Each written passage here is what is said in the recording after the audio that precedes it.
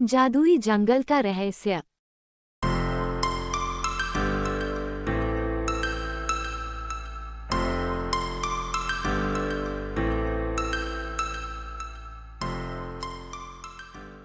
सूर्यनगर एक छोटा और शांत गांव था जो हिमालय की तलहटी में स्थित था। चारों ओर ऊंचे ऊंचे पहाड़ और हरियाली से घिरे इस गांव में रहने वाले लोग साधारण जीवन जीते थे।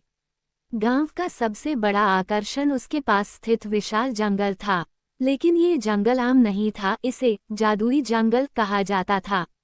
कहते हैं इस जंगल में ऐसी रहस्यमयी शक्तियां थीं जो मनुष्य की कल्पना से परे थीं। गांव के बुजुर्ग कहते थे, जंगल जीवित है, ये देखता है, सुनता है और निर्णय करता है। अगर कोई इस पर खतरा पैदा करता है तो यह उसे दंडित करता है। इस जंगल के भीतर जाने की सख्त मनाही थी। बच्चे जंगल के किनारे खेलने जाते, लेकिन कोई भी अंदर घुसने की हिम्मत नहीं करता। पीढ़ी दर पीढ़ी ये नियम बना रहा कि जादुई जंगल के पास जाना खतरे से खाली नहीं। गांव में अर्जुन नाम का एक 14 वर्षीय किशोर रहता था। वह अपने माता पिता का इकलौता पुत्र था। अर्जुन के पिता कर्ण एक वीर योद्धा थे जो कई साल पहले एक युद्ध में मारे गए थे। उनकी मृत्यु के बाद अर्जुन की मां सुमित्रा ने उसे बड़े प्यार और संघर्ष से पाला। अर्जुन का स्वभाव साहसी था। वह हर बात को गहराई से समझना चाहता था। उसके अंदर एक अनोखी जिज्ञासा थी जो उसे बाकी बच्चों से अलग बनाती थी। वह अक्सर अपनी माँ से जादुई जंगल के बारे में सवाल करता। माँ, क्या ये जंगल सच में जादुई है? क्या इसमें सच में खजाना छिपा है?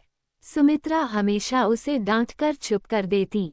तुम्हें इन सब बातों से दूर रहना चाहिए अर्जुन, ये जंगल हमारी पहुंच से बाहर है। लेकिन अर्जुन के मन में जंगल को लेकर सवाल बढ़ते गए। एक दिन गांव में अचानक अजीब घटनाएं होने लगीं। कुएं का पानी सूखने लगा, फसलें बर्बाद हो रही थीं और गांव के जानवर बीमार पड़ने लगे।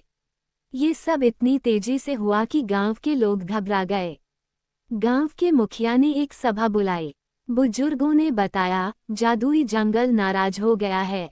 वो हमें चेतावनी दे रहा है। हमें इसे शांत करना होगा। गांव वालों के बीच खुसर पुसर होने लगी। सबने मान लिया कि समस्या का कारण जादुई जंगल ही है, लेकिन समस्या ये थी कि जंगल में जाने की हिम्मत कोई नहीं कर रहा था। अर्जुन ने ये सब सुना तो उसका साहस जाग उठा।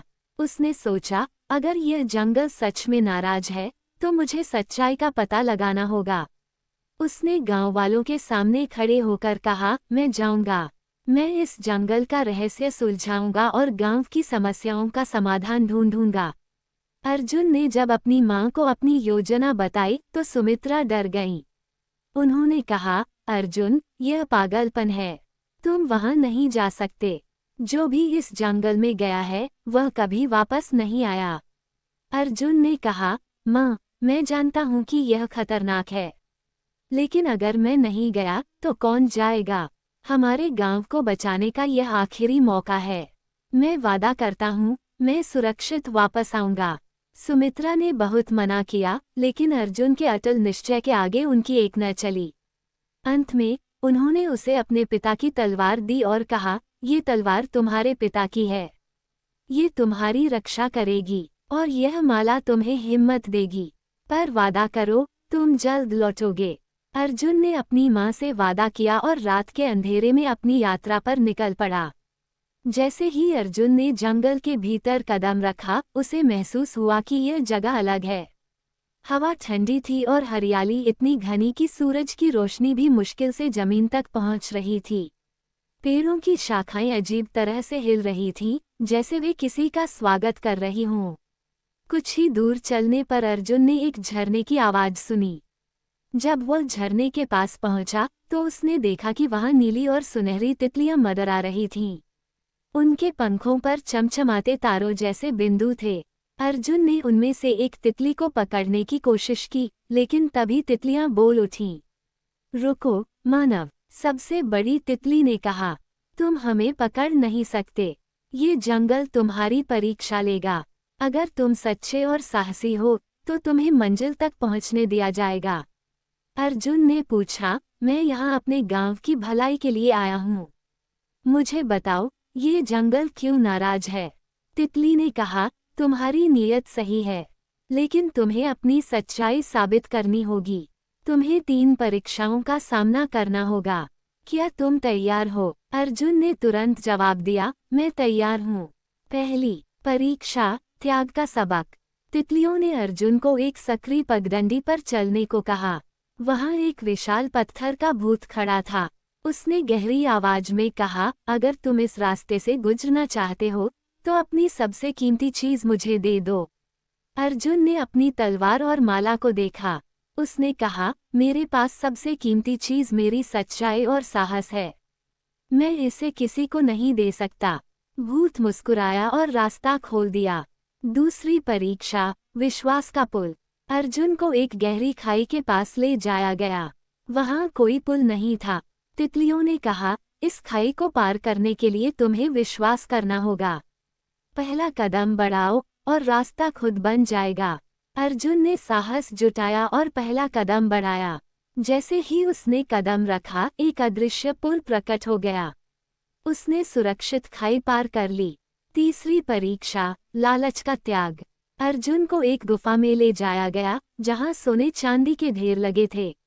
एक आवाज आई, ये सब तुम्हारा हो सकता है, लेकिन इसके लिए तुम्हें अपनी यात्रा यहीं समाप्त करनी होगी। अर्जुन ने कहा, मैं यहाँ अपने स्वार्थ के लिए नहीं, अपने गांव के लिए आया हूँ। उसकी निस्वार्थता ने उसे अंतिम मंजिल तक पहुँचने दिया। तीनों परीक्षाएं पार करने के बाद अर्जुन एक चमचमाते महल पहुंचा। वहां एक प्राचीन जादूगर बैठा था। उसने कहा, तुमने साहस, विश्वास और निस्वार्थता की परीक्षा पास की है। अब मैं तुम्हें जंगल का रहस्य बताता हूँ। जादूगर ने कहा, ये जंगल स्वार्थ और लालच को सहन नहीं करता। गांव वालों ने अपने कर्मों से इसे नाराज कर दिया है। ये पत्थर ले जाओ और गांव वालों को सिखाओ कि वे निस्वार्थ और ईमानदार बने। तभी जंगल की नाराजगी खत्म होगी। अर्जुन गांव लौटा और सारी बातें लोगों को बताईं। उसने उन्हें सिखाया कि किस तरह उनका लालच और स्वार्थ समस्याओं का कारण बना। जादुई पत्थर के प्रभाव से गांव की समस्याएं खत्म हो गईं। फसलें फिर से लहलहाने लगीं, कुएं भरने लगे और गांव में सुख शांति लौट आई। अर्जुन की बहादुरी की कहानी हर पीढ़ी में सुनाई जाती रही और वह सूर्यनगर का नायक बन गया। जादुई जंगल, जो कभी डर का प्रतीक था, अब गांव के लिए सुरक्षा और आशीर्वाद का प्रतीक बन गया। अर्जुन की साहस और सच्चाई की यह कहानी वर्षों तक जीवित रही। उसका नाम इतिहास के पन्नों में स्वर्णाक्षरों में लिखा गया और सूर्यनगर ने हमेशा के लिए अपनी शांति और समृद्धि पाली।